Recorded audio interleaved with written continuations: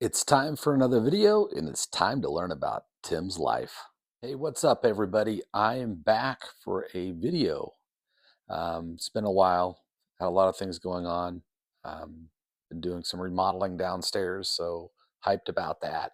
Uh, I wanted to let you all know that I also have been away from the video for a while because, well, the past 3 days especially, I've really been struggling with something called Non-24. And what that is because I cannot see and I'm all the way blind, I cannot take light in, sunlight in, UV light specifically. So with that, when that occurs, a person who's sighted, the light comes in through their eye into their retina, and that sends a signal to your brain, and it tells the circadian sleep rhythm whether you should be going to bed if it's light's going dark, or whether it's time to get up with light coming in. And because I don't have that ability, I essentially have no clock that is set correct. In fact, they call it non-24, and essentially what that means is my brain is set to going on like a 25, 26-hour schedule. So if you go to bed at 10 o'clock at night, you wake up at 6, the next morning, the following evening, your brain says, oh, it's 11 o'clock and now it's time for bed. And then the following night, oh, it's 12 o'clock. Now it's time for bed because I don't have that sunlight coming in. And essentially, I go all the way around the clock. So there are times when I'm completely on the normal schedule like everybody else. And there are other times where my brain says, no, it's time to be up. And when that occurs, I can attempt to go to sleep. I'll lay down for a while. I'll get up, lay down, get up, and my body will not go to bed. My brain will not allow me to sleep. It's not that I have any kind of anxiety or depression or anything like that. It's just it says it's time to be up. And then during the day, during that cycle when it's offset and I should be awake during the day and I'm really tired, it's really hard to function. I go to work very drowsy a lot of times, but I essentially will be up a lot of times for 24 hours until I can kind of get that schedule set the correct way. Um, it's not a easy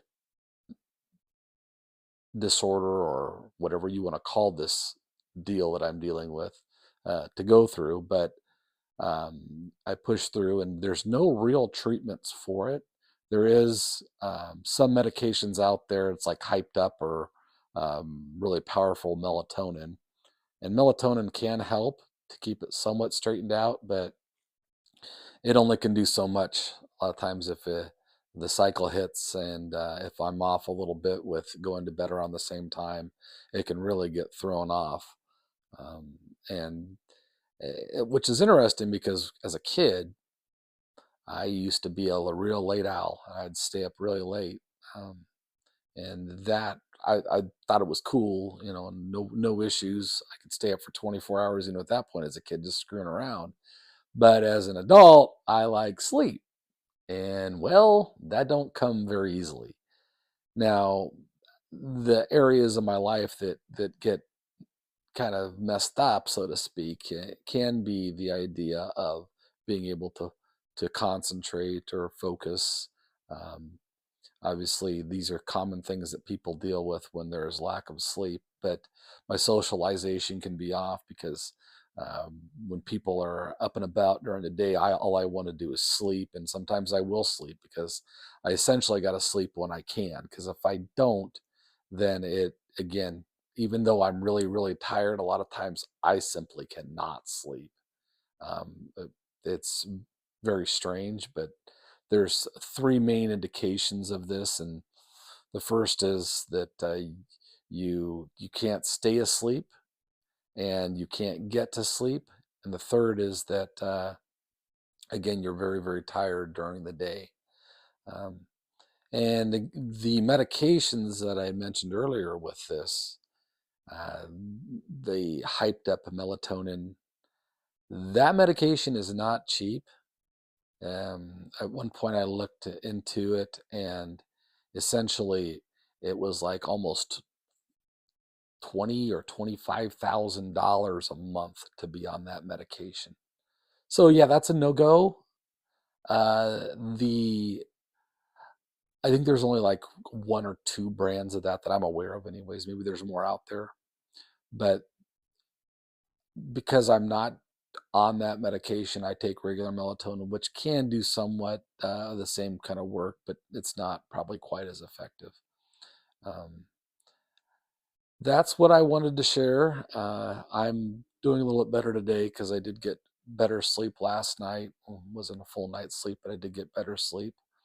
Um, I have a lot coming up. I'll probably be talking more in upcoming videos about a procedure I'm going to have done because I have um, sciatic neuropathy in my left side of my leg that goes from my lower back to my foot. I've had 3 ankle surgeries and lower back fusion of L4, L5, and S1.